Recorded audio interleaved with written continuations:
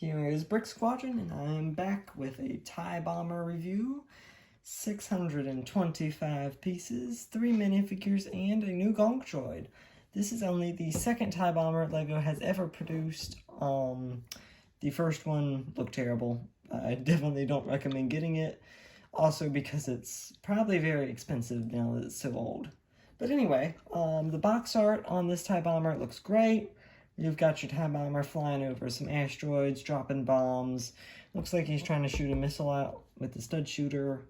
You've got Darth Vader down here in the corner, just sort of looking menacing right there. And then up here, a special little sticker thing is the 40th anniversary of Return of the Jedi when this set came out. I think it's cool that they put that there, but if they make more of these, I would obviously take that off, because if you're going to get this set next year, year after that, whenever, and it's after this obviously 40th year, that sticker's not going to need to be there, but it's on the box anyway. So I'm just going to flip this around before letting you see the actual set. This is the back of the box. I do have one problem with this, and why is LEGO insisting on doing this tab opening? Like, why can't we just have the normal tape? Like, this is so weird, guys. This is my only problem with the box. Otherwise, other than that, it's great. You got all your functions that it's showing, and it's in like a little hanger right there. So I'm going to slide this out of the way and push this forward.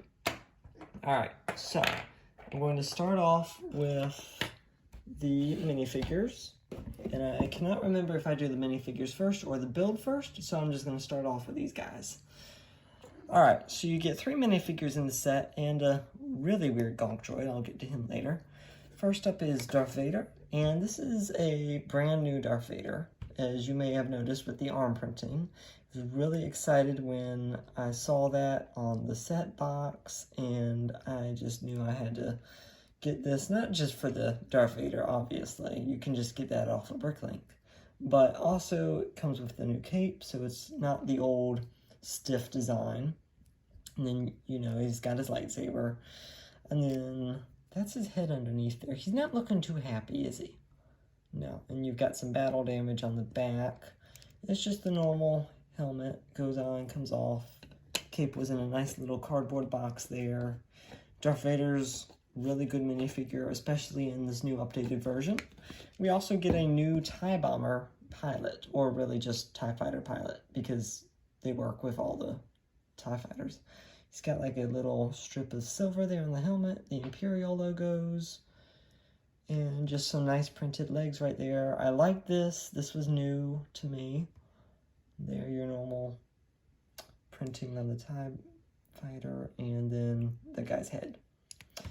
So, the one thing that I will say about this, and LEGO has been doing this for years, the back of the head, I mean, when you're wearing a helmet, it goes all the way around your head. It's not like you have this back bit sticking out. It's weird, it annoys me slightly, but other than that, it's a great minifigure. The last one, and I think the most interesting, is Vice Admiral Salone, because this character, as I'm aware of, she only comes up in canon and Legends, so none of the stuff that you're going to see during the movies and the Clone Wars and all that. She's basically helps take over the Empire after the second Death Star is destroyed.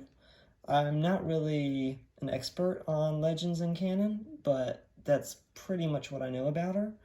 So that is very interesting that we get a minifigure of somebody not listed in the movies, with this being a 5th movie set. So, last and weirdest, oh, and looks like Flipper's trying to help. Say hello. The Gonk droid.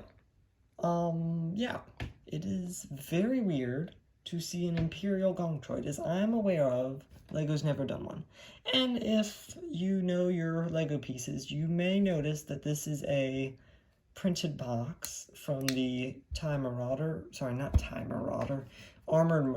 from the Mandalorian set a while back.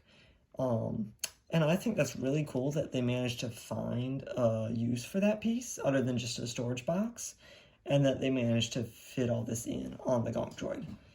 Other than that, the Gonk Droid doesn't really serve any purpose. Yeah, he's there. You can't really put anything in him. So I'm going to move on. Small build right here, pretty funny. It's like a missile loader, sort of like a scooter for your missiles. So like, the box art has Admiral Sloan driving this. I don't know why they would have an Admiral or Vice Admiral, whoever, driving a missile scooter, but yeah. Alright, enough of that. Now, getting on to the actual TIE Bomber, I will say, this thing, hi Flipper, hello. This thing is a lot smaller than I expected, but you sort of see that on the box.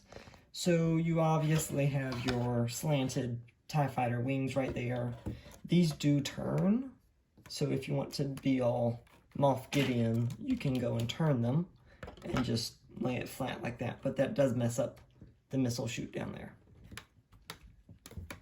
Alright, so, yes, Flipper, that's the box. Thank you for helping.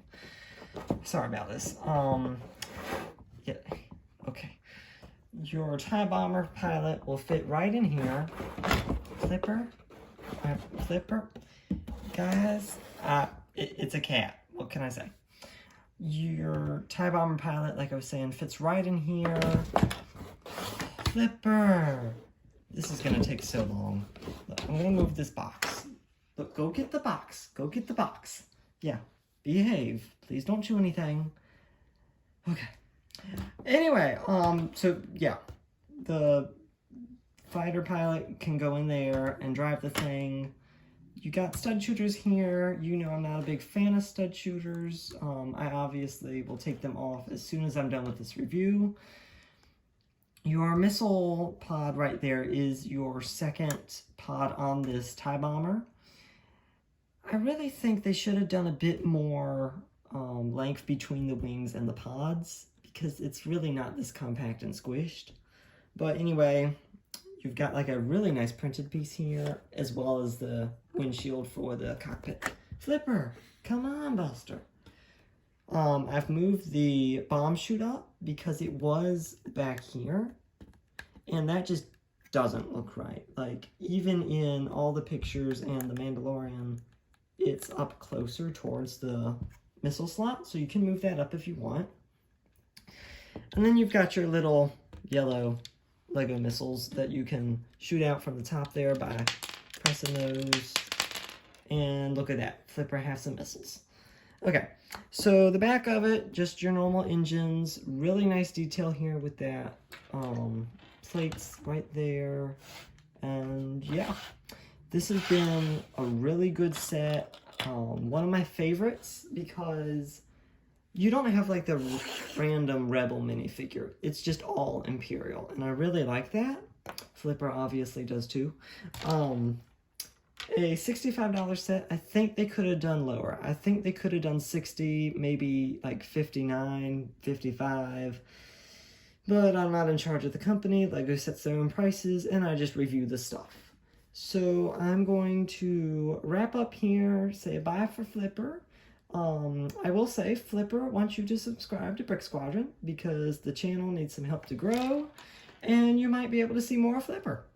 So yeah, that was me and Flipper's review, and I will see you next time. Bye, guys.